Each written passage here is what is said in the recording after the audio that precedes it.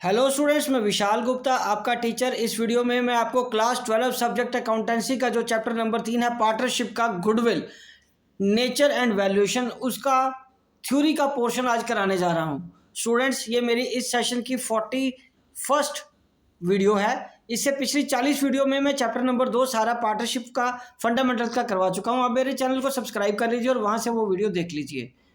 ठीक है जी। तो चलिए अब हम बात करते हैं मीनिंग ऑफ गुडविल की। गुडविल का मतलब क्या होता है?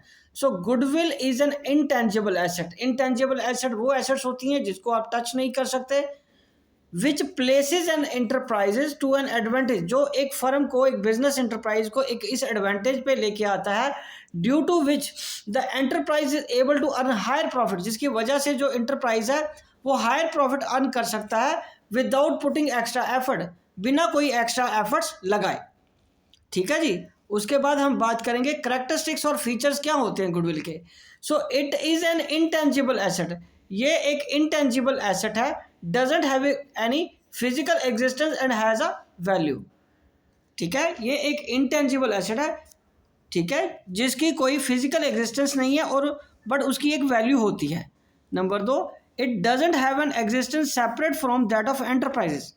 ये अपने एंटरप्राइज से अलग नहीं होती, इसकी एग्जिस्टेंस अलग नहीं होती। ओके। सो तीसरा, it helps in earning higher profit. ये बिजनेस में ज़्यादा से ज़्यादा प्रॉफिट अर्न करने में हेल्पफुल होती है। Number 4, it is an attractive force which brings in consumers more frequently. ये एक वो फोर्स है जो आप कस्टमर्स को अपने बिजनेस एंटरप्राइज के साथ जोड़ती है या लेके आती है, अट्रैक्ट करती है। ठीक है जी। Number 5, value of goodwill is subjective as it depend upon the assessment of the value.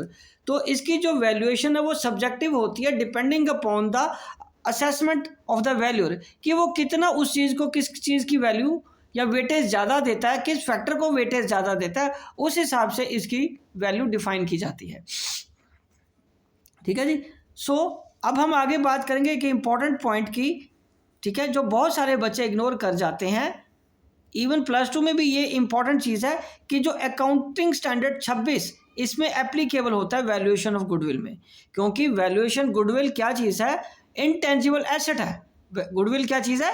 Intangible asset. तो इसका जो अकाउंटिंग स्टैंडर्ड है वो है 26 इंटेंजिबल एसेट्स का, जिसमें गुडविल भी कवर होती है। तो ये आप याद रखें, कई बार 1 नंबर का क्वेश्चन भी आ सकता है आपको कि गुडविल किस अकाउंटिंग स्टैंडर्ड के अंडर मेजर की जाती है या वैल्यू की जाती है। वह अकाउंटिंग स्टैंडर्ड नंबर 26। ओके जी। तो चलिए अब हम आगे बात करते हैं need for valuing goodwill. Goodwill को वैल्यू करने की क्यों ज़रूरत पड़ी? पहला बात है, when there is a change in the profit sharing ratio. मतलब गुडविल को पार्टनरशिप में, हम पार्टनरशिप की ही बात कर रहे हैं ना इसमें, कि पार्टनरशिप में हमें क्यों इसकी ज़रूरत पड़ती है इसको वैल्यूड करने की। जब हम पार्टनर्स की प्रॉफिट शेयरिंग रेशो चेंज होती है तब हमें गुडविल वैल्यू करनी पड़ती है। उसके बाद when there is new partner is admitted, जब कोई नया पार्टनर एडमिट होता है तब भी इसकी ज़रूरत होती है। उसके बाद व्हेन अ पार्टनर रिटायर्स और डाइज, जब कोई पार्टनर रिटायर हो जाता है या मर जाता है, मृत्यु हो जाती है, उसकी डेथ हो जाती है, तब पार्टनरशिप में वैल्यूएशन ऑफ गुडविल की ज़रूरत पड़ती है। When partnership firm is sold as a going concern, जब वो गोइंग कंसर्न की जो बिजनेस है, चलता हुआ बिजनेस, वो आप बेचना चाह रहे हो किसी और व्यक्ति को या किसी और इंस्टीट्यूशन को या किसी और एंटरप्राइज को, तब उसकी गुडविल की वैल्यू की ज़रूरत होती है। व्हेन 2 और मोर फर्म्स अमलगामेट, अमलगामेट का मतलब होता है ज्वाइंट्स टुगेदर, बिजनेस करने के लिए एक साथ जब जुड़ते हैं, ए कंपनी प्लस बी कंपनी होकर एक नई ए बी कंपनी बन जाती है या फर्म बन जाती है, उसको अमलगामेशन बोलते हैं। ठीक है। When a partnership firm is converted into a company, जब एक पार्टनरशिप फर्म एक कंपनी के रूप में कन्वर्ट होती है तभी हमें गुडविल को वैल्यूड करने की ज़रूरत होती है। Right students. तो अब हम आगे बात करेंगे factors affecting the value of goodwill. Students, बहुत सारे स्टूडेंट्स इसको इग्नोर करते हैं, ये समझते हो कि ये थ्योरी पोर्शन है, इसकी क्या ज़रूरत है। बट आपको 1-1 नंबर वाले जो क्वेश्चन आने हैं आपके सिलेबस में, उसके लिए बहुत इंपॉर्टेंट है ये points. Factor affecting value of goodwill में सबसे पहले एफिशिएंट मैनेजमेंट। मैनेजमेंट यदि आपकी एफिशिएंट होगी तो आपके बिजनेस की गुडविल बढ़ेगी, आपको प्रॉफिट और अर्न करने में हेल्पफुल होता है।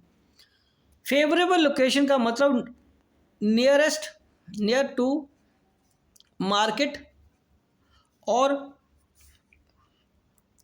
Easily approachable to consumers. अगर आपका बिजनेस प्लेस उस जगह पे है जहाँ पे मार्केट पास है या approachable to consumer, consumer easily approach कर सकते हैं, तो वो आपके लिए गुडविल का काम करते हैं। फेवरेबल कॉन्ट्रैक्ट्स का मतलब कि आपको एक ऐसे कॉन्ट्रैक्ट्स मिले हुए हैं जो काफ़ी प्रॉफिटेबल हैं या जिसमें मार्जिन अच्छा है या जिसमें आपके फर्म की रेपुटेशन ज़्यादा काउंट हो रही है, बढ़िया काउंट हो रही है, तो उससे भी आपको गुडविल मिलेगी।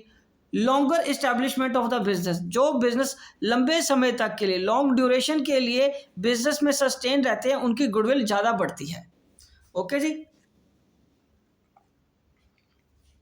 एडवांटेज ऑफ पेटेंट्स, यदि आप अपनी स्किल्स को, अपने एक्सपर्टाइज को या अपने मॉडल को या अपने प्रोडक्ट को पेटेंट करवा लेते हो, रजिस्टर्ड करवा लेते हो, तब भी आपकी वैल्यू या आपकी गुडविल की वैल्यू बढ़ती है। असेस टू सप्लाई, सप्लाई मतलब रॉ मटेरियल का असेस आपको इजीली है, तो आपकी अनइंटरप्टेड सप्लाई ऑफ गुड्स रहेगी, आपका माल कभी नहीं रुकेगा क्योंकि रॉ मटेरियल नहीं रुक रहा है, इसलिए आपका फिनिश गुड भी जल्दी बनते जाएंगे, तो मार्केट में आपकी गुडविल मिल जाएगी। रॉ मटेरियल इजीली अवेलेबल, ठीक है जी। उसके बाद quality, if you are giving good quality products तभी भी आपकी गुडविल अच्छी बनी रहेगी। मार्केट सिचुएशन कैसी है, अगर मार्केट सिचुएशन बूम की है तो आपकी गुडविल भी अच्छी बनी रहेगी, क्योंकि मार्केट में पैसा है, तेजी है, आपको भी प्रॉफिट अच्छा अर्न होगा। Nature of the business, nature of the business है, इट डिपेंड अपॉन कि आप किस तरीके की नेचर का बिजनेस है। अगर तो बिजनेस इस तरीके का है जैसे कंज्यूमेबल आइटम्स हैं या बच्चों से रिलेटेड हैं या क्लोथिंग से रिलेटेड हैं या इस तरीके के प्रोडक्ट्स हैं जो रूटीन में या डेली बेसिस पे चाहिए होते हैं, तो आपकी गुडविल जल्दी और ज़्यादा बनने के चांसेस होते हैं। उसके बाद रिस्क एसोसिएटेड, तो अगर रिस्क एसोसिएटेड, अगर वो हाईली रिस्केबल है, रिस्क उसमें हायर रिस्क है या लोअर रिस्क है, उसके हिसाब से आपकी गुडविल बनती रहे। बिकॉज अगर हायर रिस्क में आप परफॉर्म कर रहे हो तो आपकी गुडविल ज़्यादा बनेगी, क्योंकि आप ज़्यादा रिस्क लेते हो और ज़्यादा प्रॉफिट अर्न करते हो, ठीक है जी। उसके बाद पास्ट परफॉर्मेंस, आपकी पास्ट परफॉर्मेंसेस भी मायने रखती है आपकी गुडविल को डिफाइन करने में। मान लो ना कि किसी साल आपने 10th क्लास में या 9th क्लास में अच्छे ग्रेड्स लिए हो, तो टीचर के सामने आपकी गुडविल ज़्यादा अच्छी बनी रहती है कि यार ये स्टूडेंट अच्छा है, कोई बात नहीं, एक बार टेस्ट अच्छा नहीं हुआ तो फिर क्या हो गया, ठीक है ना। उसी तरह बिजनेस भी होता है, में ऐसा ही होता है। यदि पिछले सालों या पिछले कुछ सालों में आपने अच्छी परफॉर्मेंस दी हो, अच्छे कस्टमर को ट्रीट किया हो, अच्छे ढंग से प्रॉफिट कमाया हो, तो आपका अगले साल में या जो करंट ईयर चल रहा होगा उसमें भी आपको उसका गुडविल या बेनिफिट मिलता है। अदर फैक्टर्स कौन से हैं, अदर फैक्टर हैं जो गुडविल को डिसाइड करते हैं, वो हैं आफ्टर सेल सर्विस या good customer relations. After sale service क्या कहती है, आफ्टर सेल सर्विस का मतलब अगर आप अपने कस्टमर को प्रोडक्ट बेचने के बाद भी उसके साथ किसी ना किसी रूप से एसोसिएट रहते हो, उसको सर्विस देते हो, ताकि वो आपके प्रोडक्ट को लेके पछता ना रहा हो, उसको कभी ज़रूरत पड़े आपके असिस्टेंस की तो आप उसको असिस्टेंस प्रोवाइड करो, तब भी आपकी मार्केट में गुडविल बनी रहती है। अगर कस्टमर से रिलेशंस अच्छे रखे हुए हैं आपने, तब भी आपकी मार्केट में गुडविल बनी रहती है। तो ये सारे पॉइंट्स है जो हम डिसाइड करते हैं कि गुडविल कैसी रहेगी या अफेक्ट कैसे करेगी। ये वो फैक्टर्स है जो गुडविल को बनाए रखने में, बढ़ाने में या कम करने में मदद करते हैं। ओके जी, चलिए अब हम आगे बात करेंगे क्लासिफिकेशन ऑफ गुडविल। गुडविल को क्लासिफाई कर दो तरीके से किया जा सकता है। एक मैंने सिंपल तरीके से लिख लिया, एक है परचेज्ड गुडविल और दूसरा है सेल्फ जनरेटेड गुडविल। तो परचेज्ड गुडविल कब अराइज होती है, जब हम कोई बिजनेस खरीदते हैं। जब हमने मान लीजिए ये मेरे पास पेन है, तो ये पेन का बिजनेस मैंने खरीदा, तो उसकी कुछ फिक्स एसेट्स की वैल्यू होगी, कुछ लाइबिलिटीज़ की वैल्यू होगी, ठीक है।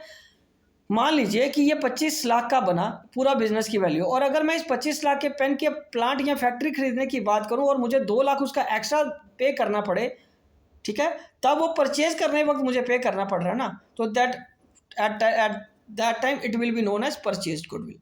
और तो दूसरा सेल्फ जनरेटेड गुडविल या नॉन परचेज गुडविल कौन सी होती है, इट इज जनरेटेड इंटरनली। ये इंटरनली जनरेट होती है from the last years profits, पिछले सालों के प्रॉफिट से ये अराइज होती है, ठीक है जी। तो हमारा जो पार्टनरशिप में टॉपिक है वो सेल्फ जनरेटेड गुडविल से ही रिलेटेड है। तो आगे इसे सेल्फ जनरेटेड गुडविल को कैलकुलेट करने के जो मेथड हैं वो ये मेथड ऐसे हैं, नीचे दिए हुए मैंने आपको एक छोटा सा चार्ट बना दिया है। पहला मेथड है एवरेज मेथड, दूसरा मेथड है सुपर प्रॉफिट मेथड, तीसरा मेथड है कैपिटलाइजेशन मेथड। ठीक है स्टूडेंट्स, पहला मेथड कौन सा है?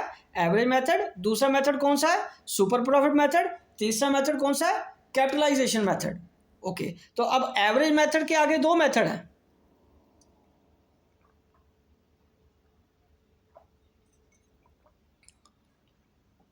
नजर आ रहे हैं आपको? ओके, पहला है सिंपल एवरेज प्रॉफिट मेथड और दूसरा वेटेड एवरेज प्रॉफिट मेथड। पहले आप चार्ट को समझ लो, फिर मैं आगे फॉर्मूला एक्सप्लेन करूंगा। ओके, सुपर प्रॉफिट का कोई वो नहीं है अलग से मेथड, या उसके सब पार्ट्स नहीं है, उस एक ही मेथड है ये अपने आप में। उसके बाद कैपिटलाइजेशन मेथड के अगेन दो मेथड हो गए, एक है capitalisation of average profit method और दूसरा capitalisation of super profit method.